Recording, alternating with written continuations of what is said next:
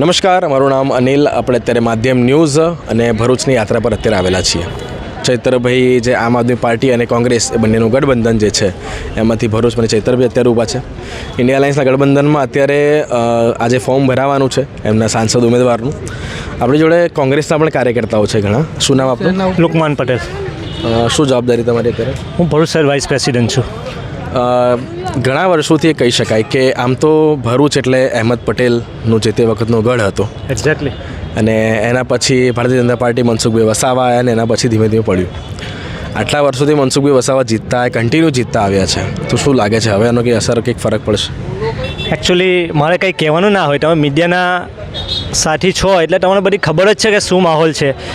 લગભગ 30 વર્ષથી નગરપાલિકા, લોકસભા, વિધાનસભા ભારતીય જનતા પાર્ટીનું શાસન છે. પરંતુ ભરૂચ શહેર હોય કે ગામડા હોય, એક પણ કામ એમણે કર્યું હોય તો બતાવે. રોડની વાત કરો, ગટરની વાત કરો, હું બેઝિક પ્રશ્ન વાત કરું, એમ તો ઘણા બધા પ્રશ્નો છે. શિક્ષણની વાત કરો કે ગવર્મેન્ટ સ્કૂલોમાં આજે સ્કૂલો બંધ થઈ રહેલી છે, શિક્ષકો નથી, અને જે છોકરાઓ ગવર્મેન્ટ સ્કૂલમાં ભણે છે એ 7મા ધોરણમાં ભણતા હોય કે 8મા ધોરણમાં ભણતા હોય, એમને ગુજરાતી વાંચતા પણ નથી આવડતું. એ લોકો આ ચાહે છે કે લોકો અભણ રહે અને અમે રાજ કરીએ. એજ્યુકેટેડ માણસોને ચાહતા નથી. દેશમાં એજ્યુકેશન પર્સન લોકો, બાળકો વધે, એજ્યુકેશન વધે એ ચાહતા નથી. કારણ કે એમણે ભ્રષ્ટાચાર કરવાની ભ્રષ્ટાચાર કરવું છે અને કરી રહેલા છે. બહાર આવી રહેલું છે, તમે મીડિયામાં કર્મ એ છો તો જાણો જ છો. જે તે વખતે જ્યારે આ ઇન્ડિયા અલાયન્સની ઘોષણા થઈ ત્યારે એક વિષય એ પણ ચાલેલો કે મુમતાઝબેન જે છે એ ક્યાંક એમનો નારાજગી હતી કારણ કે કોંગ્રેસની સીટ નહોતી મળી. એકચ્યુઅલી નારાજગી ના હતી. હવે કામ કરતા હોય તો કોઈક પણ થોડીક એ હોય કે ભાઈ, પરંતુ જ્યાંથી ઉપરથી આદેશ થયો તો મુમતાઝબેન પણ પક્ષ સાથે જ છે ને રહેશે. અહમદ પટેલ સાહેબની વાત કરીએ કે હંમેશા આખી જિંદગી એમણે દેશ માટે અને પક્ષ માટે, અને ભરૂચ જિલ્લાની વાત કરીએ તો ભારતીય જનતા પાર્ટીનું શાસન હોવા છતાં પણ કામ અહમદભાઈ કરતા હતા. ભારતીય જનતા પાર્ટીવાળા માણસોને ચૂંટાઈને આવ્યા પછી પણ સાહેબ પાસે જવું પડતું હતું. કેબલ બ્રિજની વાત કરો કે તમે મંદિર, મસ્જિદ કે કબ્રસ્તાન કે સ્મશાન કે કોઈ પણ પર્સનલ કામ હોય તો સાહેબ કરતા હતા. અને કોઈ પણ વ્યક્તિ જાય, નાનામાં નાનો વ્યક્તિ જાય, સાહેબ અડધી રાતે પણ બોલો શું કામ છે અને કરી આપેલું છે. એ મારો ખુદ પર્સનલી અનુભવ છે. તો પછી આટલું બધું તમે કહ્યું છે, કામ કર્યું છે, છતાં પણ એવું તો શું થયું કે દેશમુખ જ્યારે દેશમુખ સાહેબ જે ઊભા રહ્યા ભાજપમાંથી ત્યારે એમની હાર થઈ? હા, હવે તો એવું છે ને કે અંદરો અંદર લડાવો ભાઈઓને, divide and rule. Bharatiya Janata પાર્ટીનું આ તમે આટલા વર્ષોથી જુઓ છો તો આ જ કામ કરી રહેલા છે કે ભાઈને ભાઈથી લડાવો. આ દેશની મિસાલ છે, અનેકતામાં એકતા. એ લોકો તોડી રહેલા છે અને સમાજ અને દુનિયા, આ ઇન્ડિયાના લોકોએ, દેશના લોકોએ સમજવું પડશે કે આ લોકો જે કરી રહેલા છે શું થઈ રહેલું છે. 2024માં જો ફરી જો એ લોકો આવ્યા તો આ દેશની હાલત ખૂબ જ ભયંકર હાલત હશે.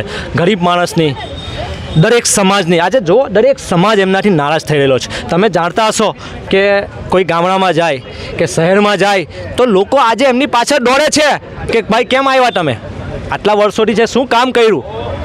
આજે લોકો ઓળખવા માંડ્યા છે. એમની જે રાજનીતિ છે ભાઈથી ભાઈને લડાવવાની, એ લોકો સમજવા માંડ્યા છે. ભાઈચારો ફરી સમજવા માંડ્યા છે કે ના. આપનું શું નામ છે? ફિરોઝભાઈ, શું જવાબદારી તમારી? Gujarat youth Congress social media state coordinator. અચ્છા, યુથ કોંગ્રેસની વાત કરીએ, જનરલી યુથની વાત કરીએ આપણે. યુવાન જે છે એ અત્યારે એક સ્ટેટમેન્ટ એવું પણ જ્યારે સાંભળવામાં આવેલું વચ્ચે કે કોંગ્રેસમાં જે છે એ યુવાનોને ચાન્સ ઓછો મળે કારણ કે જે જૂના લોકો જે છે વર્ષોથી ત્યાં કોંગ્રેસમાં જે છે એ ગાદી પર બેઠા છે. ના, એ વાત બિલકુલ ખોટી છે. હમણાં 22ના ઇલેક્શનમાં રાજસ્થાનમાં બી અમારા યુથના 2 વિધાયક જીતીને આવેલા છે અને હાલમાં બી આપણે લોકસભાના એક આપણે કચ્છમાંથી એક ટિકિટ આપેલી છે યુથ કોંગ્રેસના એને. તો યુવાનને પ્રાધાન્ય આપે જ છે કોંગ્રેસ પાર્ટી. રાહુલ ગાંધી પોતે બી યુવા નેતા છે. ડેફિનેટલી.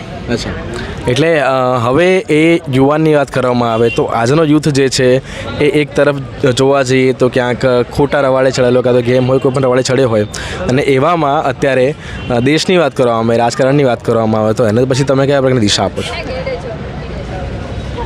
એમાં તો આ જે ભાજપનું જે રાજ ચાલી રહેલું છે એમાં લોકોને ખોટા માર્ગે દોડી રહેલા છે. કેમ કે રોજગાર નથી એટલે ડેફિનેટલી યુવા વર્ગ ખોટા રવાડે ચરવાનો જ છે.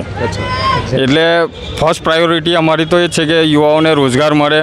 અમારો ભરૂચ જિલ્લો સૌથી મોટું ઇન્ડસ્ટ્રીઝ એશિયાનું સૌથી મોટું ઇન્ડસ્ટ્રીઝ અમારા ભરૂચ જિલ્લામાં છે, પણ સૌથી બેરોજગાર ભરૂચ જિલ્લો જ છે, અહીંયાના લોકલ. બોલો. હવે આજે ઇન્ડસ્ટ્રીની ભાઈએ વાત કરી એ કોંગ્રેસની દેન છે, અને કોંગ્રેસ જ્યારે રાજમાં હતું ને ત્યારે એમણે શરૂઆત કરેલી, ત્યાં તમે જાઓ તો જંગલ હતું, પરંતુ અમન પટેલ સાહેબ, રાજીવ ગાંધી એમણે મળીને કે આ એરિયાને ડેવલપ કર્યો અને ઇન્ડસ્ટ્રીઝ લાવ્યા અને ભરૂચ જિલ્લાના લોકોને અને આસપાસના લોકોને રોજગાર મળે. પરંતુ આ લોકો જ્યારે શાસનમાં આવ્યા ને તો આજે બહુ દુઃખની સાથે કહેવું પડે છે કે ભરૂચના નવજુવાનો એજ્યુકેટેડ છે, પરંતુ એમને અહીંયા રોજગાર નથી. 80% લોકો બહારના બીજા સ્ટેટના લોકો રોજગાર મેળવી રહેલા છે. એટલે આજે ભરૂચના જિલ્લો એજ્યુકેશન હોવા છતાં બાળક આજે સ્ટુડન્ટ ભટકી રહેલા છે, તો આ બીજા રસ્તે જવાના જ છે.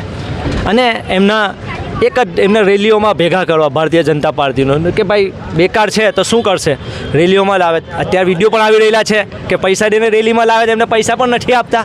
દરેક જગ્યાએ ભ્રષ્ટાચાર છે, એટલે નવજવાન ભટકી રહેલો છે.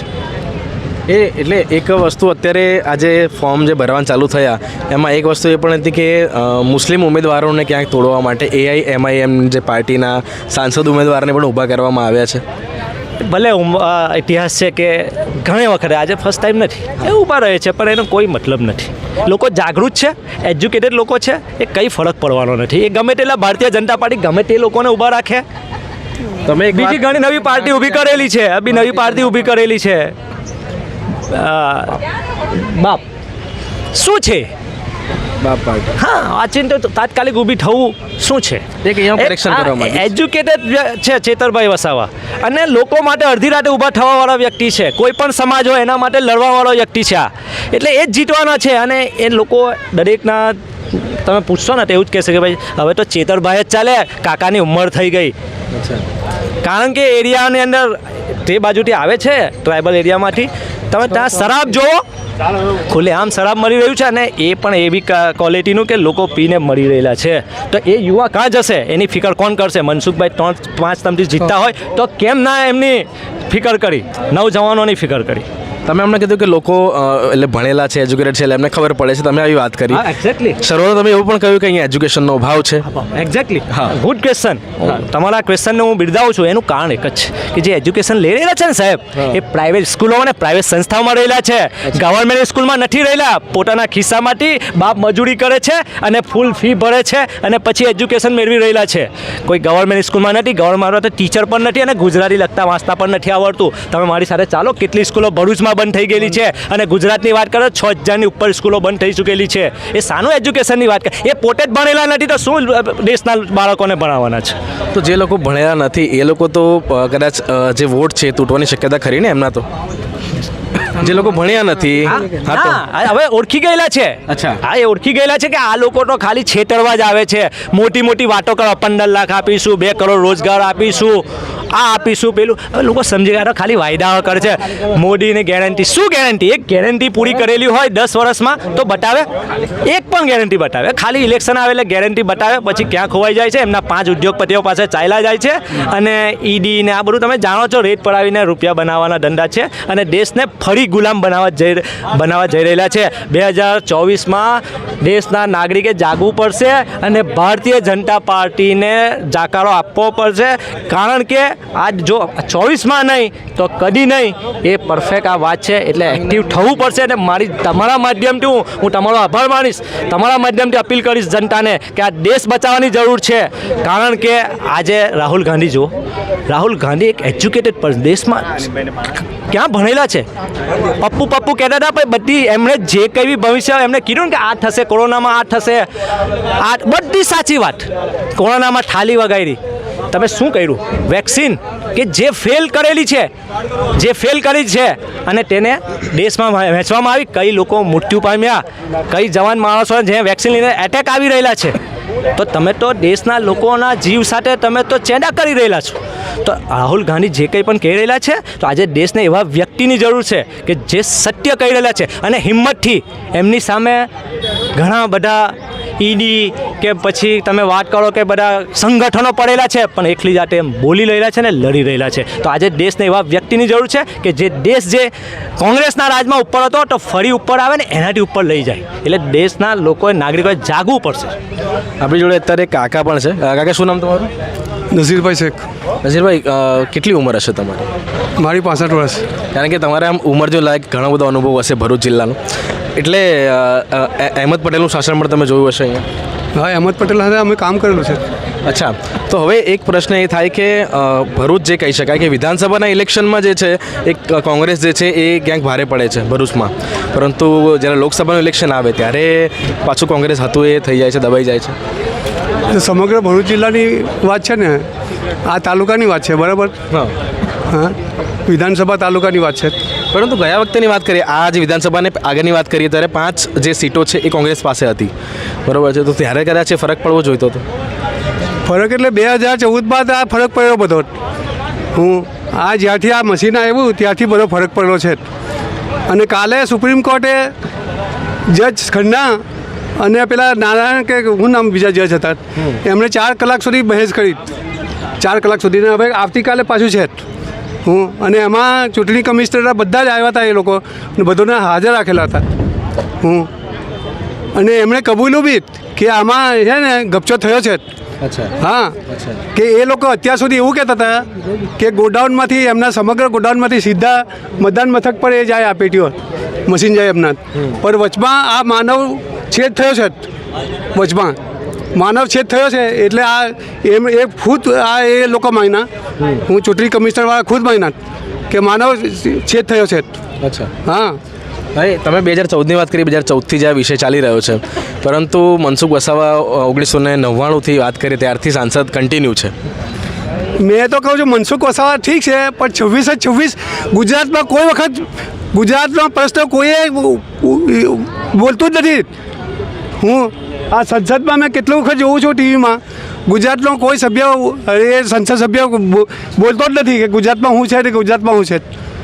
તમે જોયું છે ટીવીમાં કે ગુજરાતનો કોઈ બોલ્યો હોય? મનસુખ વસાવા તો બોલતો જ નથી.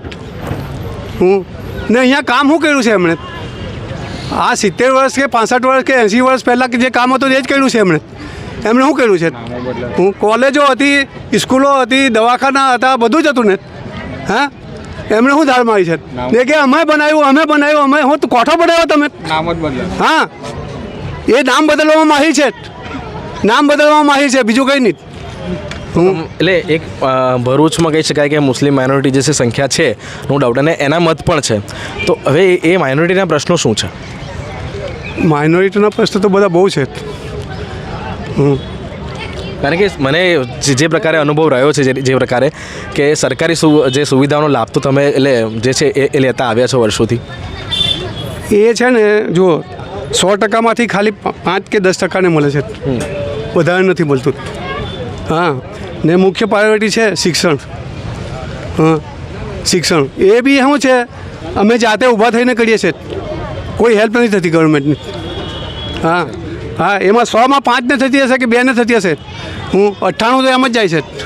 હા, ભણવામાં આવે છે. હા, જો પૈસા કે ભાઈ લઘુમતી સમાજ માટે આવે છે, ફોર્મો ભરી આપો, એમાં 5% લોકોને મળતા હોય સ્કોલરશીપ, બાકી તો સવાલ જ નથી. હવે તમે ભ્રષ્ટાચારને, હવે તમે પત્રકાર સાહેબ છો, તમે બધા જ જાણો છો કે કઈ ફિલ્મમાં ભ્રષ્ટાચાર એ લોકોએ બાકી રાખ્યો છે. કોઈ પણ વસ્તુ તમે કે ભાઈ આ યોજના આવી, એ યોજનામાં બતાવો ભ્રષ્ટાચાર ના થયો. કોઈ એક પણ યોજના બતાવો કે જેમાં ભ્રષ્ટાચારમાં નામ ના આવ્યું હોય. હાલાકી એમની બધી તાકાત છે અને બધી તાકાત યુઝ કરે તો પણ બહાર આવે છે. કારણ કે તમે જેવા હજુ મીડિયાવાળા, હજુ અમુક મીડિયા એક્ટિવ છે, બાકી અમુક મીડિયાનો તમને ખબર છે કે કેવા વેચાઈ ગયેલા છે. જે ખેડૂતોનો પ્રશ્ન, જે દેશની મિસાલ ખેતી માટે આપવામાં આવે, એ ખેડૂતોને આજે આટલા મોટા લેવલ પર આંદોલન કરવું પડે, કેટલા લોકો મૃત્યુ પામ્યા, તો આજે એક ખૂબ દુઃખની વાત છે. જમીન ખુદ દીને બેન જો રોડ પર ભીખ માંગવાની. મારાથી ભાષા મેં આપણા માધ્યમથી તમને કહેવા માગું છું કે જે પ્રમાણે ગેરંટીની વાત કરે છે મોદી સાહેબ, તો તો પહેલાં તો એમનું જ ઉદાહરણ લઈ લઈએ આપણે કે એમને જે લગ્ન પ્રસંગ પ્રમાણે 7 જન્મનું જે બંધન પ્રમાણે હોય તે એ પ્રમાણેનું એમનું બંધન કઈ ગયું, એ કામ છોડીને જતા રહ્યા સંસાર, બરાબર છે ને. જે આપણે પ્રમાણે જે ગેરંટી પૂરી પાડવામાં આવે છે એ કોઈ ગેરંટી બતાવો મને, એ પૂરી કરો કે આ ગેરંટી અમે પૂરી કરી બતાવી હોય. જેને કે આદિવાસી સમાજમાં કોઈ પ્રશ્નો ઉકેલ્યો હોય એમને, જે પાણીનો હોય કે કોઈ પણ સમાજનો હોય, બરાબર, એ ખાલી હિન્દુ મુસ્લિમના સમાજમાં લડાઈ, જાતિ વિવાદમાં લડાઈ કરવામાં જ માનતા હોય છે ને. એનાથી જ ને પબ્લિક પણ હવે એટલી જાગૃત થઈ ગઈ છે કે અમને કહેવાની જરૂર નહીં પડે કે હવે એ કરો, કેમ કે હવે સંવિધાન બચાવવાની જરૂર છે. કોઈ પાર્ટીની એ નથી જરૂર કે તમે પાર્ટીને સપોર્ટ કરો, સંવિધાન બચાવો. સંવિધાન છે તો દેશ છે, સંવિધાન નહીં હોય તો દેશની કોઈ વેલ્યુ નહીં હોય. જ્યારે એ લોકો એવું કહેતા હતા કે ડોલર સામે રૂપિયો ગગડે છે, તો હવે ડોલર જુઓ ને રૂપિયો જુઓ, ક્યાં છે રૂપિયો ને ક્યાં છે ડોલર? તમે સમજતા હશે, તમે પણ જાગૃત હશે કે આજે ડોલરની કિંમત 80-85 પાસે પહોંચવા આવી છે. ત્યારે આજે રૂપિયાની વેલ્યુ શું? જ્યારે શ્રીલંકાના એના ખુદ PM ભાગીને જતા રહ્યા હતા ત્યારે શ્રીલંકાની અર્થવ્યવસ્થા શું હતી તે પણ આજે રૂપિયા કરતાં વધારે વ્યવસ્થામાં જતી રહ્યું છે. આપણી રૂપિયાની શ્રીલંકા સામે પણ એ નથી રહી ને. જ્યાં આપણું ભારત શ્રીલંકાને પેટ્રોલ ડીઝલ પ્રોવાઈડ કરતું હોય ને ત્યાં સસ્તું મળતું હોય તો આપણા ભારતમાં પણ કેમ નહીં સસ્તું મળવું જોઈએ? તમારી દેશની ચિંતા વ્યાજબી છે, પણ અહીંના લોકલ જે વિષયોની વાત કરવામાં આવે, દહેજ GIDC છે, અંકલેશ્વર GIDC છે, અને ડેવલપમેન્ટની વાત કરીએ તો GIDCથી આખું ભરૂચ જિલ્લો છે ભરેલો છે. રોડની વાત કરીએ, અત્યારે અમે વડોદરાથી ભરૂચ સુધી એક્સપ્રેસ હાઈવે પર આવ્યા છીએ, તો રોડની વાત કરવામાં ત્યાં પણ ડેવલપમેન્ટ જોવા મળે છે. આની વચ્ચે કયા એવા મુદ્દાઓ છે કે જે લાગે છે કે ચૈતરભાઈ ને પ્લસમાં જશે કાં તો એમના તરફના છે?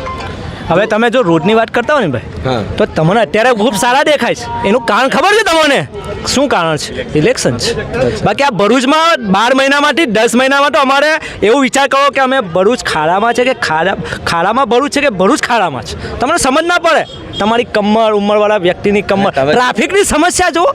એક રોડ નથી બનાવી શક્યા જ્યારથી 30 વર્ષથી શાસન છે કે આ બ્રિજ બનાવીશું, આ સમસ્યા જુઓ.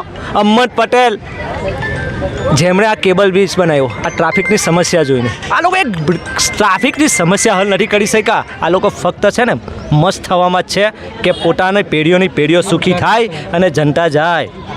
એમના છોકરાઓ ક્રિકેટ બેસીને જોવે અને તમારા છોકરાઓ રેલીઓમાં જાય. આના સિવાય કોઈ એ છે નથી. અને એમ બહુ સારી વાત કરી કે આ 2024માં કોઈ પાર્ટીને વોટ નથી આપવાનો. આ 2024માં સંવિધાનને બચાવવા માટે વોટ આપવાનો છે અને દેશને ગુલામ થતાં બચાવવા માટે વોટ આપવાનો છે. ને જો તમે એવું કહેતા કે રોડ બહુ સારા છે તો હું ચાલો અભી જ તમને લઈ જાઉં, 2 મિનિટમાં વાર લાગશે. અહીંથી ભરૂચ દહેજ તરફ જતા કોઈ પણ રોડ તમને સારો દેખાય તો ગેરંટી આપી દઈએ આપણે કે આ ઇલેક્શનમાં ચૈતરભાઈ વસાવા નહીં ઊભા રહે.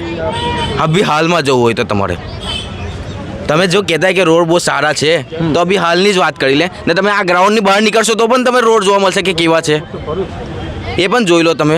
સિટી વિવાદમાં રોડ આવા છે, GIDC જ્યારે દહેજનો રૂટ એટલો લાંબો નથી ત્યાં પણ જવા માટે જે કર્મચારીઓ જે અમુક બહારના છે, જેને કે આઉટ ઓફ સ્ટેટના સ્થાનિક લોકોને તો રોજગાર પ્રોવાઈડ કરવામાં આવતો જ નથી. જે આવે છે તે 10 કે 15% લોકોને પ્રોવાઈડ કરવામાં આવે છે. તો એના કરતાં વધારે સારું કે તમે એ જુઓ.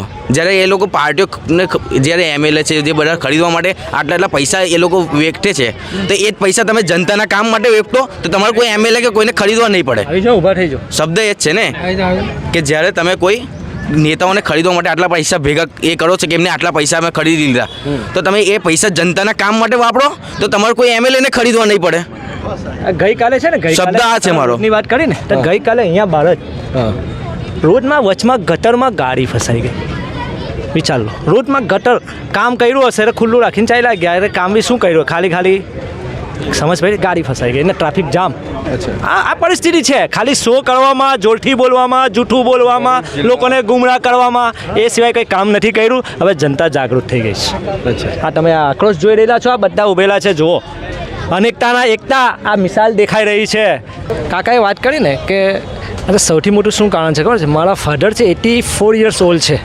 અત્યારે મારી સેલેરી કરતાં એમનું પેન્શન આવે છે. આ લોકોએ તો પેન્શન પણ બંધ કરી દીધું.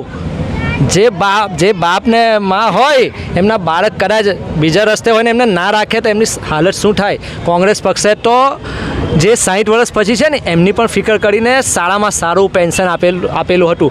ફિક્સવાળા કરી દીધા, 11 મહિના થાય છૂટા કરે, પાછા ફિક્સ પગાર આપે. એટલે આ છે ને જનતાને વિચારવાની વસ્તુ છે કે આ કોંગ્રેસ પક્ષ લોકો માટે કેટલું, દેશના લોકો માટે શું વિચારતી હતી. અને જો ફરી આવશે ને તો રાહુલ ગાંધીજીએ કીધેલું છે ફરી પાછી પેન્શન યોજના શરૂ કરીશું ને આ ખૂબ જ જરૂરી મુદ્દો છે લોકોને સમજવામાં. જો તમે એ કહેવા માંગતા હોય તો આ પ્રકારે ઘણી બધી ફરિયાદો, ઘણા બધા વિષયો છે એમના, અને એના વચ્ચે આ ફરિયાદો વચ્ચે એક વિષય કે વર્ષોથી એમણે જે કહ્યું પ્રકારે કે આ જે નેતાઓ જે છે એ આટલા બધા વિષયો હોવા છતાં પણ ભારતીય જનતા પાર્ટીની સરકાર જ આવી રહી છે. એવામાં કઈ વસ્તુમાં ક્યાં લૂપહોલ છે આ વસ્તુ વિશે જાણવાની જરૂર છે. એ લૂપહોલ ક્યાંક પક્ષ જે છે સત્તામાં જે છે એની વાત કરવામાં આવે કે તો અપક્ષની વાત કરવામાં, વિપક્ષની વાત કરવામાં આવે, આ દરેક વિષયને લઈને તમને શું લાગે છે આ વિષય પર એ કમેન્ટમાં જણાવો અને વધુ માહિતી મળે જોતા રહો માધ્યમ ન્યૂઝને.